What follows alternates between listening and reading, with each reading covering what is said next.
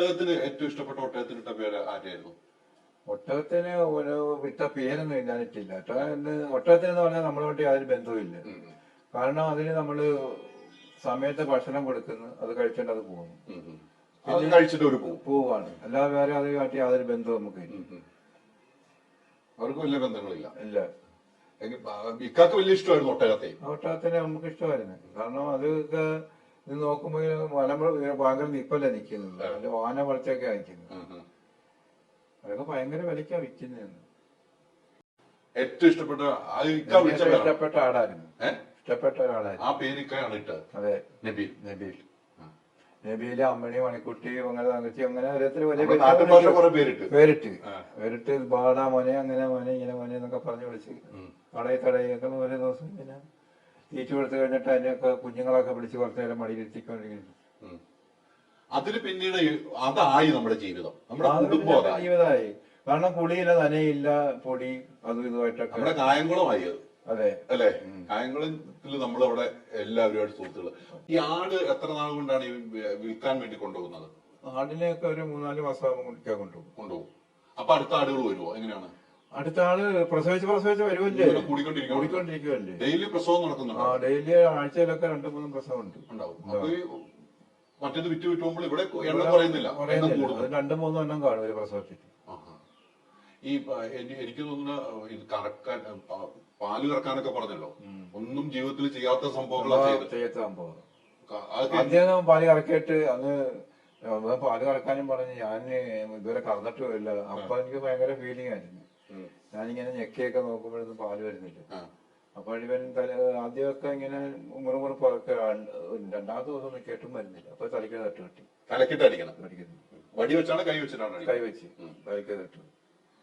പിന്നെ നമ്മളത് കരയാനല്ലേ പറ്റത്തുള്ളൂ. കരയുമ്പോ ദേഷ്യം കൂടും. നമ്മളെ മനസ്സിൽ കരയുക, ഉള്ളി കരയുക. അങ്ങനെ പിന്നെ 3ാമത്തെ ദിവസം ഇനി വഴി കിട്ടുമെന്നുള്ളവരുടെ എല്ലാ അള്ളാഹയൊക്കെ വിളിച്ച് അള്ളാഹുവെ പാല് പറഞ്ഞ എന്ന് വിളിച്ച് ഞങ്ങൾക്ക് പാല് വന്നു. അങ്ങനെ പിന്നെ സ്ഥിരമായിട്ടത് അത് പഠിച്ച് അടി എത്ര ഇനി അടി കൂടിക്കൂടി വരുമെന്നുള്ള രീതിയിൽ പഠിച്ച്. പിന്നെ ഇവൻ അടിക്കുന്നതെന്ന് പറയുന്നത് ഈ ആടിനെ പിടിക്കാൻ പറയും. മാർക്കറ്റിൽ കൊണ്ടുപോകാനായിട്ട് മറ്റേ ജ്യേഷ്ഠച്ചാര് വരും. ജ്യേഷ്ഠൻ മാർക്കറ്റിൽ കൊണ്ടുപോകാൻ വരും. അപ്പൊ ഇപ്പം ഇവിടെ തന്നെ ഉണ്ട് എപ്പോഴും. ഇവൻ പോണില്ല. ദിവസം എവിടെങ്കിലും പോകണമെങ്കിൽ മറ്റവനോട് വന്നിരിക്കും. ജ്യേഷ്ഠൻ വന്നിരിക്കും.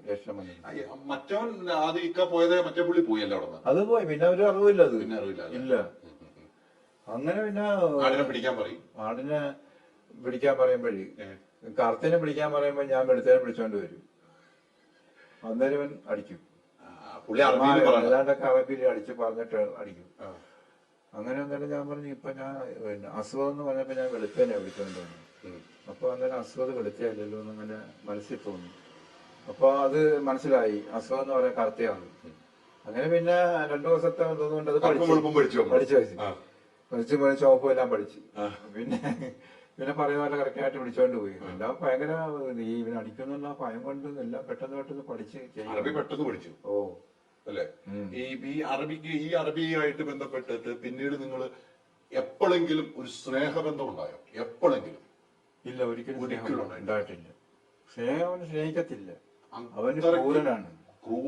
അതെ, സ്നേഹിക്കുന്ന അറബിയാണെങ്കിൽ എന്നെ സ്നേഹിക്കണം. കാരണം എന്ന് പറഞ്ഞാൽ എന്നെ അവൻ അവിടുന്ന് കൊണ്ടുവന്ന് എനിക്ക് നല്ല പിന്നെ ഒരു കത്തയക്കാനുള്ള അവസരവും എനിക്ക് ഭക്ഷണം നല്ലപോലെ ഫുഡും എനിക്ക് ശമ്പളം തരുവാണെങ്കിൽ ഞാൻ ഇതിന് നോക്കി നിൽക്കും.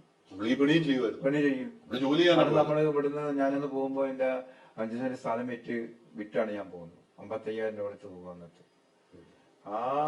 ഏജൻസി മുഖേനയാണോ? അല്ല, ആ ഏജൻസി മുഖേന പോയതാണ്. ഇതിപ്പോ അവരെ തന്നെ കുറ്റം പറഞ്ഞിട്ട് കാര്യമില്ല. ഇത് ഇങ്ങനെ സംഭവിച്ചാണ്. അങ്ങനത്തെ സംഭവങ്ങൾ ഒത്തിരി ഉണ്ടായി. അങ്ങനെ സംഭവിച്ച അപ്പൊ അവരെ ആരെയും കുറ്റം പറഞ്ഞിട്ട് ഒരു കാര്യമില്ല. ഏജന്റമാരെയോ അവരൊന്നും പറയേണ്ട കാര്യമില്ല. ഇതിങ്ങനെ സംഭവിച്ചതിനാണ്. ഫുഡും തന്നെങ്കിൽ എനിക്ക് സാലറി തന്നെ എനിക്ക് നാട്ടിലെ വിവരം അറിയുവാണെങ്കിൽ ഞാൻ എന്റെ കുറച്ച് കാലം വരെ ഞാൻ നിൽക്കും. ഒരു 2 വർഷം കഴിഞ്ഞ് ഞാൻ അവിടെ പിന്നെ പോത്തില്ല. ആദ്യം 2 വർഷം എങ്ങനെയും പിടിച്ച് നിൽക്കും. ഈ കുളിക്കാതൊക്കെ വന്ന് താടി വളർന്നു അല്ലെ? ഇപ്പൊ പൃഥ്വിരാജിന്റെ രൂപം കാണുമ്പോൾ നമുക്കറിയാലോ, ഇക്കാടെ രൂപമാണല്ലോ പൃഥ്വിരാജ്. താടിയും മുടിയും ഒക്കെ ചട പിടിച്ച മുടിയും ഒക്കെ ആയിട്ടാണല്ലോ. അത് എങ്ങനെ ഉൾക്കൊണ്ട് പോയി? ഉൾക്കൊണ്ട് പിന്നെ നമ്മൾ അങ്ങനെ പോകും. പിന്നെ നമ്മുടെ ഈ ആ ഒരു പകുതി ഇത് പോയി, സ്വയബോധം പകുതി പോയി. പിന്നെ നമ്മുടെ നാട്ടിലെ മറ്റേ ചിന്ത നമ്മളെ മനസ്സിൽ നിന്ന് വിട്ടു. അല്ല, അന്ന് പോകുമ്പോ വൈഫ് ഗർഭിണിയാണ്, 8 മാസം ഗർഭിണിയായിരുന്നു. അത് പ്രസവിച്ചേ ഇല്ല എന്നുള്ള ആ ടെൻഷനായിരുന്നു. ഞാൻ തന്നെ നനയ്ക്കാണ്ട് അറിയിട്ട് അടിക്കും. ഇത് ജീവിതമായി പോയെന്ന് പറഞ്ഞിട്ട്. കാരണം മുകളോട്ട് നോക്കുമ്പോൾ ഇങ്ങനെ പ്ലെയിൻ പോകുന്നതായിട്ട് കാണും, കിളികൾ കരയുന്നതാണ്, ഇനി ആടുണ്ട്. ഇതാണ് നമ്മുടെ ജീവിതം. എന്തായിരുന്നു കഴിക്കാൻ കിട്ടുന്നത്? കഴിക്കാൻ കിട്ടുന്ന ഇപ്പം വരുമ്പോ ഇങ്ങനെ ഈ കുബൂസ് കണ്ടുവല്ലോ, അത് അതിനകത്ത് വെച്ചിട്ട് അത് ഉണങ്ങാറാകുമ്പോ എനിക്ക് തരും. അതുകൂടാന്ന് കടിച്ചു കഴിഞ്ഞു. വെള്ളവും കുടിക്കും, കുഴപ്പം വരത്തി. വെള്ളം ആവശ്യത്തിനുണ്ടോ കുടിക്കാൻ? വെള്ളം കുറച്ച് വെള്ളം എന്നാലും കുടിക്കാനുള്ള വെള്ളം തരും. വെള്ളം കുടിച്ചില്ലെങ്കിൽ പിന്നെ നമ്മളെ കാര്യം പോക്കാം. മറ്റേ ഉപ്പല്ലേ കിടക്കുന്നത്, ആടിന് കൊടുക്കുന്ന ഉപ്പ് വെള്ളമല്ലേ. ഈ ആടിന് കൊടുക്കുന്ന വെള്ളം വരെ കുടിക്കേണ്ടതായിട്ട് വന്നു. വെള്ളം വരെ കുടിക്കാനായിട്ട് വന്നു. ഇത്രയ്ക്ക് ഇതിനെയൊക്കെ കൊണ്ടുപോയിട്ട് വരുമ്പോൾ വായിൽ നിന്ന് നമ്മുടെ പണ്ട് കാളവണ്ടിയൊക്കെ ഇങ്ങനെ പോകുമ്പോഴേ അതിന്റെ വായിൽ പതയടച്ചില്ല, അതേപോലെയാണ് ചിലത് ചൂടത്ത്. വെള്ളം പോലും കയ്യിലില്ല, കൊണ്ടുവന്ന വെള്ളം തീർന്നിട്ട് കുടിക്കാൻ വെള്ളമില്ലാതെ ആകപ്പാടും വായിൽ പതയാടുന്ന പോലെ. ആ അവസ്ഥയൊക്കെ ഞാനിങ്ങനെ കിടന്നുകൊണ്ട് ആലോചിക്കാൻ ഇവിടെ കിടന്നുണ്ട്. ഇപ്പോഴും ആ സ്വപ്നങ്ങൾ കാണുന്നുണ്ട്. നെറ്റി എഴുതിയപ്പോ അപ്പൊ വൈഫ് എന്തായാലും പറഞ്ഞിട്ട് അതിന്ന് മാറിയിട്ടില്ല. അത് അത്രയ്ക്ക് ഭയമായി പോയെന്ന്.